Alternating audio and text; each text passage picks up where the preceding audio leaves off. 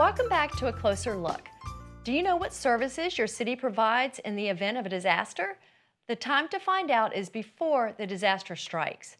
Here to tell us about some of the emergency services provided by the city is Yvette Smith, Emergency Management Coordinator with Chesapeake Human Services. Welcome to the show. Thank you. Now, what services are provided by Chesapeake Human Services during a local disaster? The Chesapeake Human Services Department provides an array of services, supports, and resources on a daily basis to our Chesapeake citizens, and we do some very specific things in the event of a disaster or an emergency. We work with the Chesapeake Public School System and the city to provide mass sheltering. We do registration and other duties as assigned if our citizens have to leave their home in the event of a hurricane or flooding. We also stand up a family reception center if there is a disaster or an emergency and there's a need to reunify families and get them information during or after the event. We also set up and operate a disaster recovery center, and we do post-event supports and services for families that might need support and services and resources and information and referral after a disaster or emergency event. That's a lot.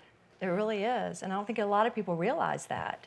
We also do one other thing. We administer the state's food stamp program, the Supplemental Nutrition Assistance Program for the city, and it's called Disaster SNAP. Oh, okay. Wow. You guys are busy. Yes. Now, what are some of the services, supports, and resources that are provided, say, for instance, at the shelter, the family reception, or the disaster recovery center during an event? During an event, most events happen quickly and we have no notice. So as soon as we've notified, we begin to assess, based on the particular incident or event, what would our citizens need to be able to go back to as close to life as normal as they had before. So we work with city aid departments, we work with nonprofits, we work with the faith-based community, we also work with businesses to be able to bring in supports and services. We work information and referral with the state and with the city.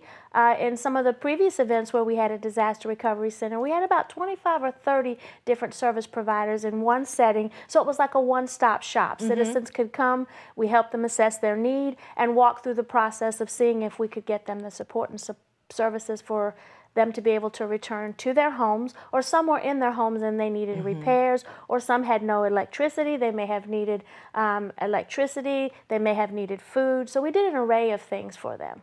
And that was, I know the city, there was a fire, and especially because if it's an elderly community, somebody may need that special assistance. Yes. Absolutely, so that's wonderful that you're able to provide that.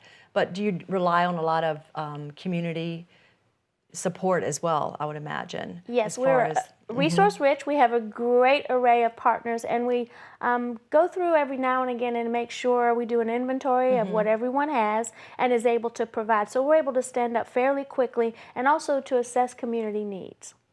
Now, when does the Human Services Department start preparing for an emergency, say for instance like a hurricane? When would you start getting everything together in order to be able to meet the needs of the citizens? One of the duties for Chesapeake Human Services, our social service team registers. We train every quarter to make sure that we're prepared any reason, any season, and any incident. There are about 200 of us that are prepared to register anywhere in the city, so we're doing it on a regular basis. It's part of our curriculum for learning and training for our staff. So you guys are always prepared, Yes. which is great because not everybody is always prepared. Right. And most of the time you're not when it is an emergency, even though, we tell people you should be. Sometimes you just never know what's going to happen. So that's great that the city is always working on that. Now, what are some of the resources available to citizens to gain additional information now and during a local disaster? We have our local website for the city of Chesapeake. We have HamptonRoadsAreYouReady.org. The American Cross has some information. Chesapeake Human Services has quite a bit of information about what we provide in services and supports every day on the city's website. We recommend that people go ahead and sign up for the Chesapeake Alerts so that they are prepared when something happens. And then there are lots of Absolutely. brochures and flyers and many websites out there where people can come up with checklists, they can come up with a plan. They don't need to come up with a plan, but they need to practice that plan on a regular basis. And everybody in the household needs to be aware. Every family has unique needs for supports Definitely. and services and for what they need in their kits and in their emergency plan. But one of the things we all have in common as families, we all need to prepare ahead. It will lessen the stress and also the impact. It will give us a better survival quality if we have some Absolutely. idea of what we need and what we may do in response. And it's like you said, every family has their own special needs. Yes. Whether it's, an elderly person that they need to make sure has medication or a pet, everybody needs to have that plan and practice it. Yes. Because a lot of times families are all scattered about. You may be at work or your child may be at school, but it's good to have that plan so they can reunite Yes. in an event. So how can someone find out if a shelter is open near them during, say, a hurricane? And we talked a little bit about, I guess, Chesapeake Alert would Yes, probably be that one of would the be main one. ways to distribute that information. Yes. And I know the city does a great job about trying to get the message out through, of course, the website, as you mentioned again, and when should somebody go to a shelter?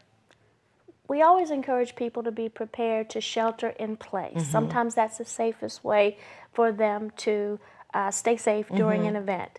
We would ask them to go to a shelter if there was the potential of something coming or if there were flooding that was going on already. The city would have ways of notifying through the public website. We have 382 City, we have 211 Virginia, and we have the local television stations that would begin to go out and provide that information. So there's a lot of different ways, definitely, absolutely. So we definitely would encourage citizens to sign up for Chesapeake Alert if you haven't done it thus far, definitely, without a doubt. Now, once again, the website somebody can go to pretty much get all of this information, I know, is, which one would you suggest? I guess the main one Yes. would be. Okay, all right. So we'll definitely make sure that we put all of those up. And thank you for coming on and letting people know. I think it's important for people to know that the city is always trying to prepare Yes. and anticipate something that could happen. So, all right, thank you so much. I appreciate it. Thank you. Thank you. Well, that does it for this edition of A Closer Look. Thanks so much for joining us, and we'll see you next time.